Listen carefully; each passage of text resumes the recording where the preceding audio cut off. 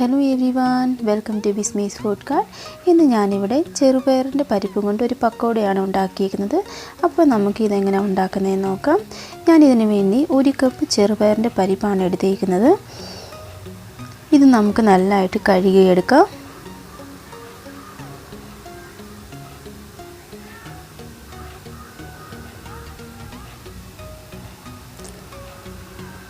അപ്പോൾ ഞാനിവിടെ ചെറുപയറിൻ്റെ പരിപ്പ് നല്ലതായിട്ട് കഴുകി എടുത്തിട്ടുണ്ട്. ഇനി നമുക്കിത് 4 മണിക്കൂർ വെള്ളം ഒഴിച്ച് കുതിർക്കാൻ വേണ്ടി മാറ്റി വെക്കണം. ആവശ്യത്തിന് വെള്ളം ഒഴിച്ച് കൊടുക്കാം. 4 മണിക്കൂർ കഴിഞ്ഞ് നമുക്കിത് നോക്കാം.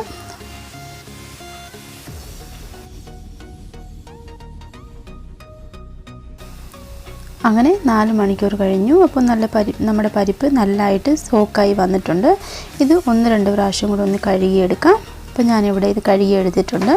ഇനി നമുക്കിത് മിക്സി ജാറിലേക്കിട്ട് അരച്ചെടുക്കണം. വെള്ളം ഒഴിക്കാതെ വേണം ഇത് അരച്ചെടുക്കാൻ. നല്ല സ്മൂത്ത് പേസ്റ്റ് ആവണ്ട, ഇച്ചിരി തരിതരിയായിട്ട് കിടക്കണം. അപ്പോൾ ഇത് നമുക്ക് അരച്ചെടുക്കാം. വെള്ളം ഒട്ടും ഒഴിക്കാൻ പാടില്ല.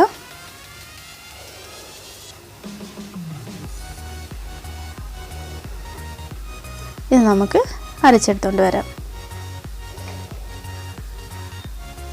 അങ്ങനെ ഞാനിവിടെ വെള്ളമൊന്നും ഒഴിക്കാതെ നല്ല തരിതരിയായിട്ട് തന്നെ അരച്ചെടുത്തിട്ടുണ്ട്. സ്മൂത്ത് പേസ്റ്റ് ആവാൻ പാടില്ല.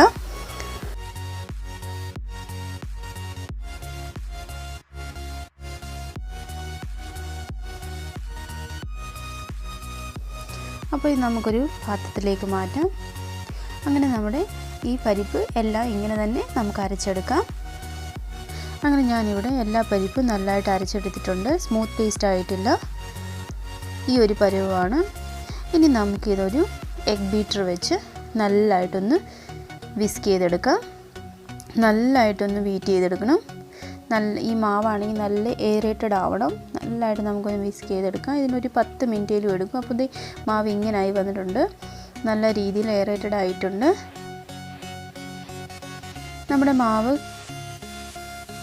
കറക്റ്റായോ ഇല്ലയോ എന്നറിയാൻ വേണ്ടി ഒരു ബൗളിൽ ഇച്ചിരി വെള്ളം ഒഴിക്കാം. അതിലേക്ക് ഒരു നുള്ള് മാവ് ആഡ് ചെയ്ത് കൊടുക്കാം. അപ്പോൾ നമ്മുടെ ഈ പരിപ്പിൻ്റെ മാവ് നല്ലതായിട്ട് ഇങ്ങനെ മുകളിലായിട്ട് ഇങ്ങനെ പൊങ്ങിക്കിടക്കുന്നുണ്ടെങ്കിൽ നമ്മുടെ മാവ് കറക്റ്റായിട്ടുണ്ട്.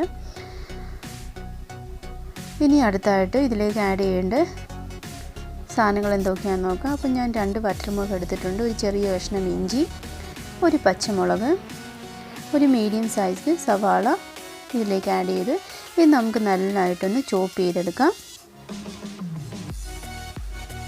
അങ്ങനെ ഞാനിവിടെ നല്ലതായിട്ട് ചോപ്പ് ചെയ്തിട്ടുണ്ട്. ചോപ്പ് ചെയ്ത് വെച്ചേക്കുന്ന ഉള്ളിയും വറ്റൽമുളകും എല്ലാം കൂടെ നമുക്ക് അരച്ച് വെച്ചേക്കുന്ന പരിപ്പിലേക്ക് ആഡ് ചെയ്ത് കൊടുക്കാം. ഇനി നമുക്ക് അരിഞ്ഞ് വെച്ചേക്കുന്ന കൊറിയാണ്ടർ ലീവ്സ് ആഡ് ചെയ്ത് കൊടുക്കാം. ഇത് ഓപ്ഷണലാണ്, ഉണ്ടെങ്കിൽ മാത്രം ആഡ് ചെയ്യുക. ആവശ്യത്തിന് ഉപ്പിട്ട് കൊടുക്കണം. ഒരു പിഞ്ച് മഞ്ഞൾപ്പൊടിയും കൂടെ ആഡ് ചെയ്തിട്ട് നല്ലതായിട്ടൊന്ന് മിക്സ് ചെയ്തെടുക്കാം.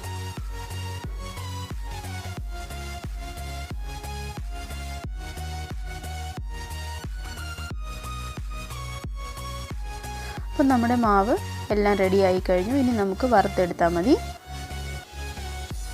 വറുക്കാൻ വേണ്ടി ഞാനിവിടെ എണ്ണ ചൂടാക്കാൻ വേണ്ടി എണ്ണ നല്ലതായിട്ട് ചൂടായി കഴിയുമ്പോഴത്തേക്ക് നമുക്കിങ്ങനെ കൈ കൊണ്ട് ഓരോന്നോരോന്നായിട്ട് ഇങ്ങനെ എണ്ണയിലേക്ക് ഇട്ട് കൊടുക്കാം.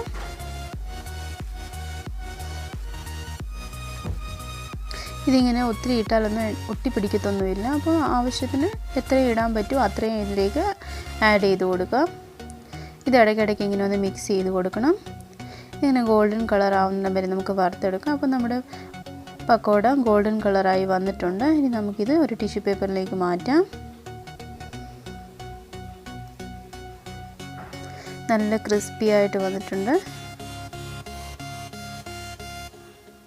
ഇനി നമുക്ക് അടുത്ത ബാച്ചും കൂടെ ഇതിലേക്ക് ഇട്ട് കൊടുക്കാം.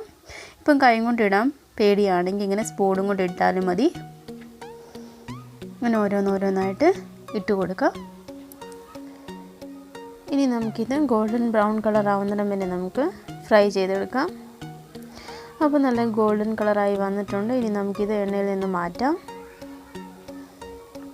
അങ്ങനെ എല്ലാ പക്കോടയും ഇങ്ങനെ തന്നെ നമുക്ക് ഉണ്ടാക്കിയെടുക്കാം. നല്ല ടേസ്റ്റാണ് ഇത് കഴിക്കാൻ.